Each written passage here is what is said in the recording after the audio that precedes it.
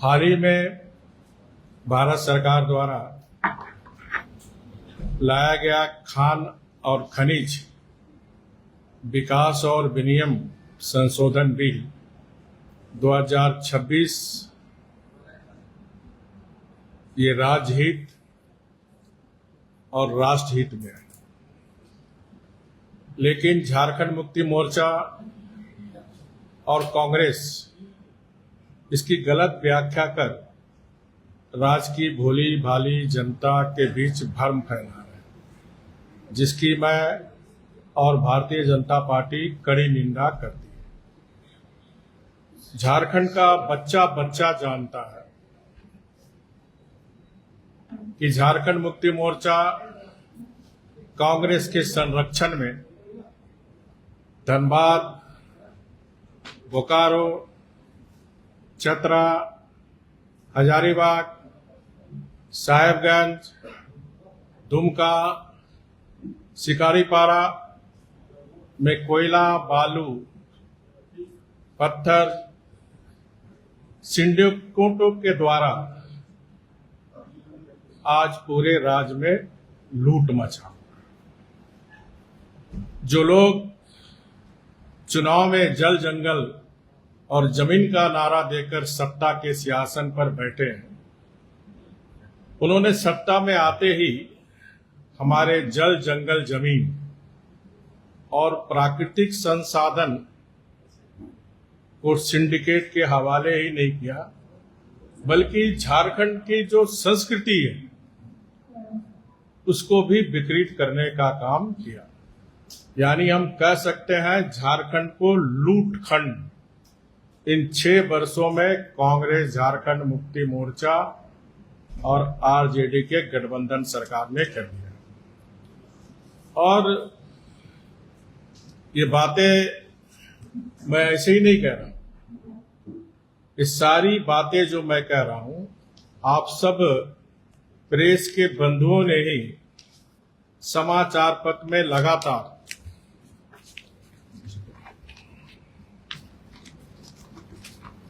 तो मैं आपको पेपर कटिंग दिखाते जा रहा हूं कि आप ही लोग के समाचार पत्र में कोयले के किस तरह लूट, बालू का अवैध कैसे धंधा, पत्थर का कैसे धंधा, ये सब आपके समाचार पत्र में ये बातें आ गई हैं।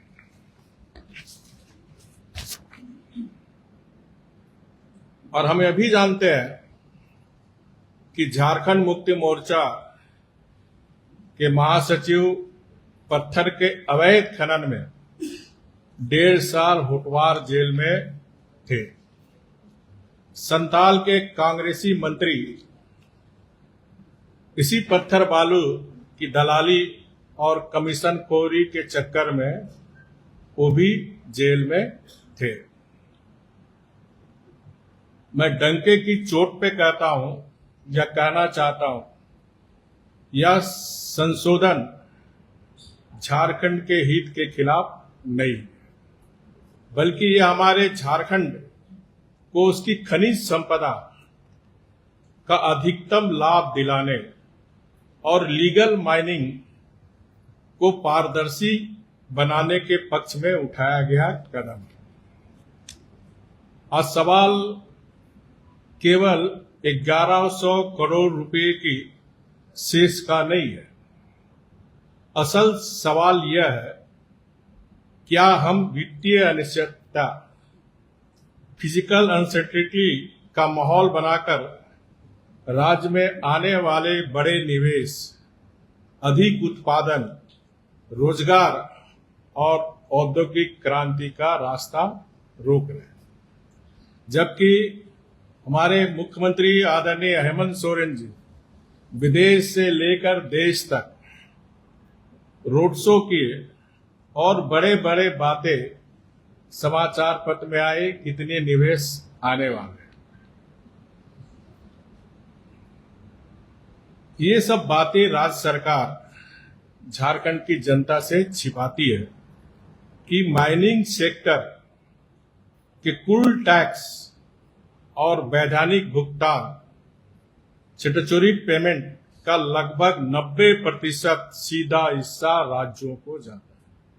ये बात फिर मैं कह रहा हूं, माइनिंग सेक्टर के कुल टैक्स और वैधानिक भुगतान का लगभग 90% राज्यों को जाता है, मिलता है, और ये व्यवस्था आगे भी बिना किसी रुकावट के जारी रहेगी।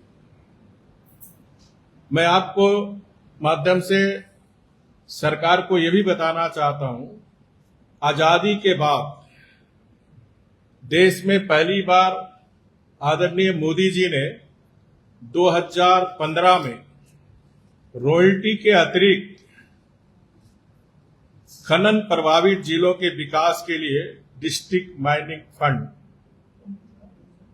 30% अतिरिक्त रॉयल्टी से अतिरिक्त 30% राशि देने की व्यवस्था की थी।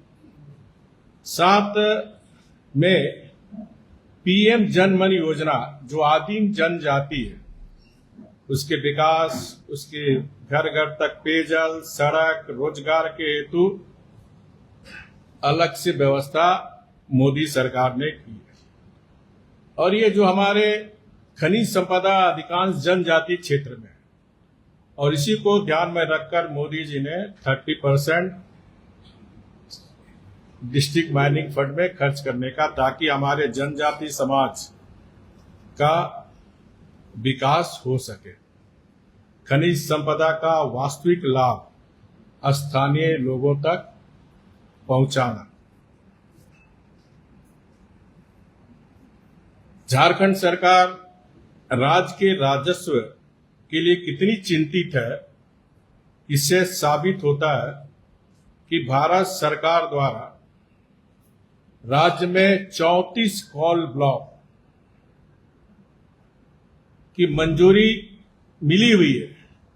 मंजूरी मिलने के बाद भी अब तक केवल 4 कोल ब्लॉक ही चालू हो पाए। 30 कोल ब्लॉक को राज्य सरकार ने अभी तक चालू नहीं कराया। इसी तरह जब शाह कमीशन के द्वारा इलीगल माइनिंग लेके जब सारे देश में बातें आई, तो 1 टाइम्स देश के सभी राज्यों को माइनिंग क्षेत्र में 5 साल के लिए एक्सटेंशन कानून में प्रावधान था। और 2015 में जब हमारी सरकार थी, तो 5 साल के लिए यानी 2020 तक जिसको भी लॉ एक्ट में था उसको एक्सटेंशन करने का काम किया। लेकिन 2020 में जो आयरन और लीज वो समाप्त हो गए। लेकिन दुख के साथ कहना पड़ता, 6 साल हो गए, आज तक लॉ एक्ट में 6 माइंस, बॉक्साइट के 37 में से 17 माइंस ही चालू है। ये कोल ब्लॉक माइंस चालू होते तो राज्य को करोड़ों रुपया राजस्व मिलता। झारखंड मुक्ति मोर्चा कांग्रेस की सरकार 1100 करोड़ रुपए का शेष का रोना रोती है, लेकिन आंकड़े बताते हैं इस सरकार के नियत में कितने खोट है। अन्य राज्यों की तुलना में डिस्ट्रिक्ट माइनिंग फंड की स्थिति समान खनिज भंडार होने के बावजूद उड़ीसा, जो हमारा पड़ोसी राज्य है, वित्तीय वर्ष 2025-26 में 60,000 करोड़ का राजस्व हासिल करने का लक्ष्य रखा है, जबकि झारखंड का लक्ष्य केवल 18,844 करोड़ है। उड़ीसा के त्वरित नीलामी और खदान संचालन प्रक्रिया के कारण उसकी राजस्व दक्षता झारखंड से 3 गुना अधिक है। इसके अलावा जो झारखंड में 18,250 करोड़ रुपया जो आए थे उसमें अभी भी राज्य के खाते में 7,915 करोड़ रुपए की राशि बची हुई। बाकी की राशि में भी डिस्ट्रिक्ट माइनिंग फंड के राशि में उसमें भी घोटाला हुआ। और आप सभी समाचार पत्र में दिखाए थे बोकारो की घटना, अन्य चावासा की घटना। तो जो डिस्ट्रिक्ट माइनिंग फंड जनजातियों के क्षेत्र में खर्च होनी चाहिए, उसमें भी इस सरकार के द्वारा घोटाला करने का काम आप सब मीडिया के साथी बीच बीच में सरकार का ज्ञान देते रहते हैं। और इसके साथ ही साथ 2,487 प्रोजेक्ट ठप हो चुके हैं। खनन प्रभावित जिले का हाल देखिए। धनबाद में 2,393.58 करोड़ रुपए, चाईबासा में 1,822 करोड़ रुपए, चतरा में 1,055 करोड़ रुपए, पाकुड़ में 527 करोड़ रुपए, रामगढ़ में 518 करोड़ रुपए का ड्यूटी फंड खर्च नहीं हो पाया। आज स्थिति ये है कि आज अस्पतालों में दवा नहीं, ग्रामीण क्षेत्र में पीने का पानी नहीं है, चाईबासा में लोग लाल पानी पी रहे, धनबाद में काला पानी पी रहे। जब हमारी सरकार थी तो हमने दोनों जगह के डिस्ट्रिक्ट डीसी को आदेश दिया था कि पूरा डिस्ट्रिक्ट माइनिंग का फंड चाईबासा में शुद्ध पेयजल पीने के लिए खर्च हो, धनबाद में भी काला पानी लोग ना पिए, वहां भी हमने निर्देश दिया था। और बहुत सारी योजनाएं उन क्षेत्रों में चल रही।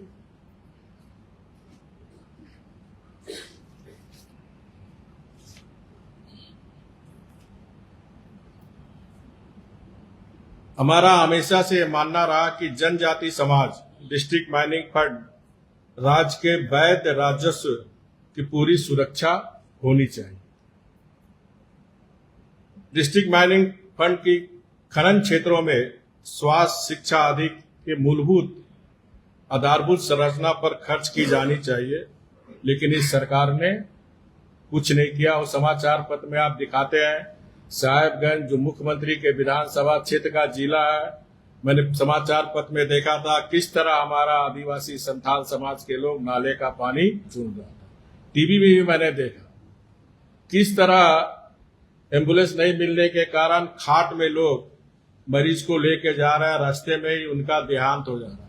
बहुत सी हमारी बहनें डिलीवरी दूर में रहने के कारण डिलीवरी में भी बच्चे जच्चे दोनों की मृत्यु हो जाती है।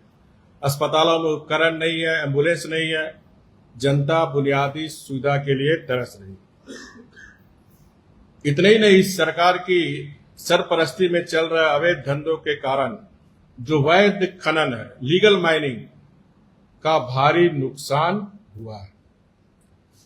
सरकारी आंकड़ों के वित्तीय वर्ष 2024-25 की पहली तिमाही अप्रैल जुलाई में जहां कोयले का उत्पादन लगभग 44 मिलियन टन था, ये मैं 24-25 का बात बता रहा हूं,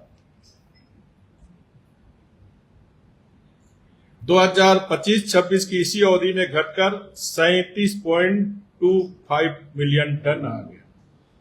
ये जो शेष झारखंड सरकार लगाई है अक्टूबर 2024 में, तो 24 में हमारा कोल का उत्पादन था 44.78 मिलियन टन था। शेष लगाने के बाद 25-26 में ये घटकर 37.25 मिलियन टन पर आ गया। जबकि लीगल माइनिंग घटेगी तो राज्य का राजस्व अपने आप घटेगा। यदि लीगल माइनिंग आर्थिक रूप से सुदृढ़ होगी, सप्लाई चेन पारदर्शी होगी, तो अवैध माइंस का प्राइस इंडेक्स खत्म हो जाएगा। लीगल माइनिंग में रॉयल्टी, नीलामी, प्रीमियम डिस्ट्रिक्ट माइनिंग फंड रोजगार और डाउन स्ट्रीम उद्योग में जो आर्थिक गतिविधियां बढ़ेगी वह इस 1100 करोड़ से कहीं बड़ा इकोनॉमिक मल्टीपल्सर झारखंड को लाकर देगा। विगत 6 वर्ष में राज्य में 26 खदानों के पट्टे समाप्त हो गए हैं। यदि सरकार पारदर्शी ढंग से नीलामी करती तो आज राज्य को अरबों रुपये की राशि रॉयल्टी और प्रीमियम मिलता है। अभी आयरन ओर में कोई भी ऑक्शन होगा तो उसमें प्रीमियम भी मिलेगा, रॉयल्टी भी मिलेगा और डिस्ट्रिक्ट माइनिंग फंड का भी राजस्व मिलेगा और स्थानीय युवाओं को रोजगार मिलता और अवैध खनन पर अंकुश लगता। सरकार बताए इन 6 वर्षों में किस आदिवासी मूलवासी की दशा सुधरी। कांग्रेस और झारखंड मुक्ति मोर्चा का विरोध राज्य के हित में नहीं बल्कि अपने अवैध सिंडिकेट और झारखंड मुक्ति मोर्चा के नेता और नौकरशाह के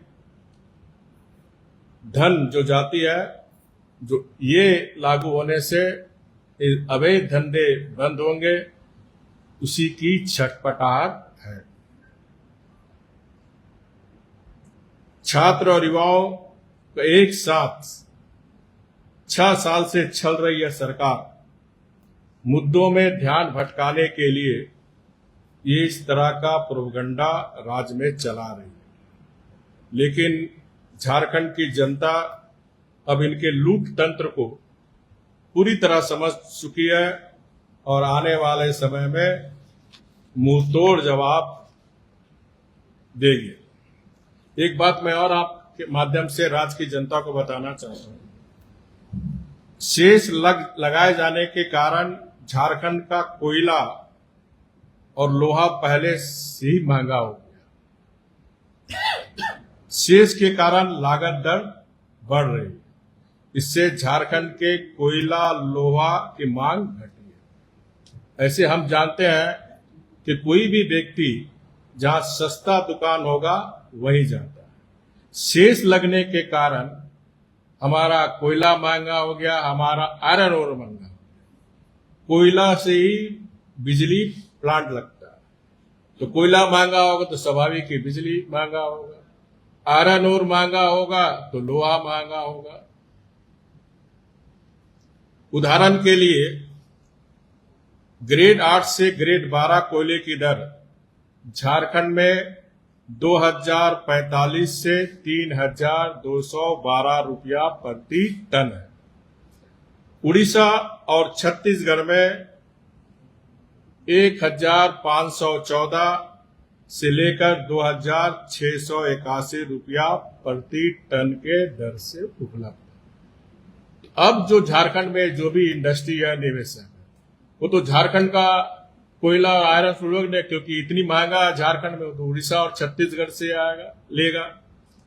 इसी तरह लोहा में एक क्वालिटी की तुलना मैं कर रहा हूं। झारखंड में प्रति टन 8284 रुपया पड़ेगा। उड़ीसा में 7493 रुपया प्रति टन, छत्तीसगढ़ में 7422 रुपया प्रति टन का उपलब्ध है। इससे साफ जाहिर होता है कि हमारा जो भारत सरकार ने खान और खनिज विकास और विनियम संशोधन बिल राज्य की जनता के हित में है, राष्ट्र के हित में है।